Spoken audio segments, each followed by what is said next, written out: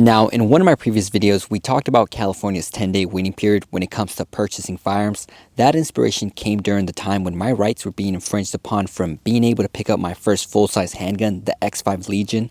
Now, I will be making future videos on this gun, so stay tuned for that.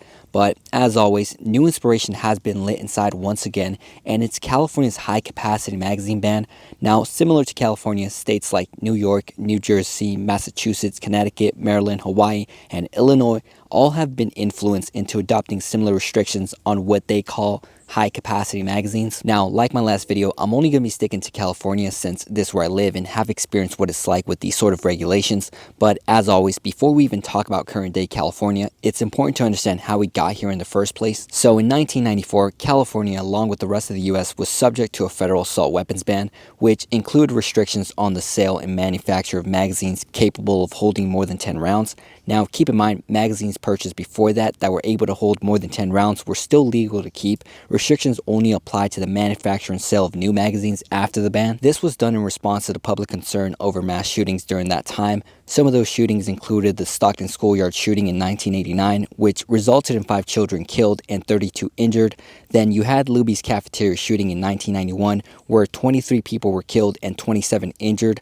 Last was the 101 California street shooting in 1993, which led to 8 deaths and 6 injuries. All of these tragedies played a significant role in pushing for the 1994 assault weapons ban, which lasted for 10 years, expiring in 2004. Now, before the ban expired, in 2000, California was quick to act, implementing their own restriction on high-capacity magazines, which made it legal to manufacture, import, sell, lend, or gift these magazines.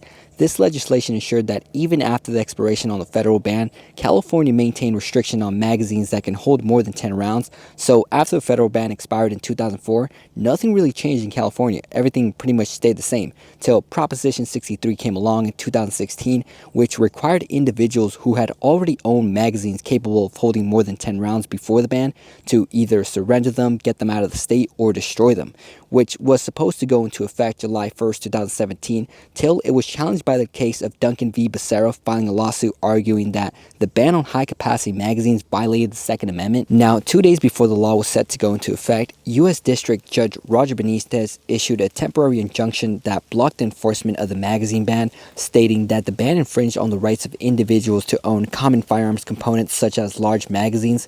This put the ban on hold, letting residents of California to keep their magazines without facing any penalties. Now, this case eventually made its way to the Ninth Circuit Court of Appeals, which issued its only temporary stay in 2018, allowing the ban to be enforced again. However, the ruling sparked legal battles once again, where Judge Roger Benitez ruled that this law was unconstitutional, temporarily striking it down, which created a brief period known as Freedom Week, where it became legal to buy, sell, and ship large magazines into California. Now, Judge Roger Benitez knew that this was going to be appealed, so he gave people this time to legally obtain high-capacity magazines, and ensuring that any magazine purchased during this period would automatically be grandfathered in, protecting them from future bans regardless of legal decisions. Since then, we haven't had any Freedom Week, and legal battles over California's high-capacity magazine ban has continued. Lawsuit remains centered on Duncan v. Becerra, which is now Bonta, that has been going on for years now, bringing us to current-day California, where at the time of recording this video, it is illegal to manufacture, import, or sell magazines capable of holding more than 10 rounds.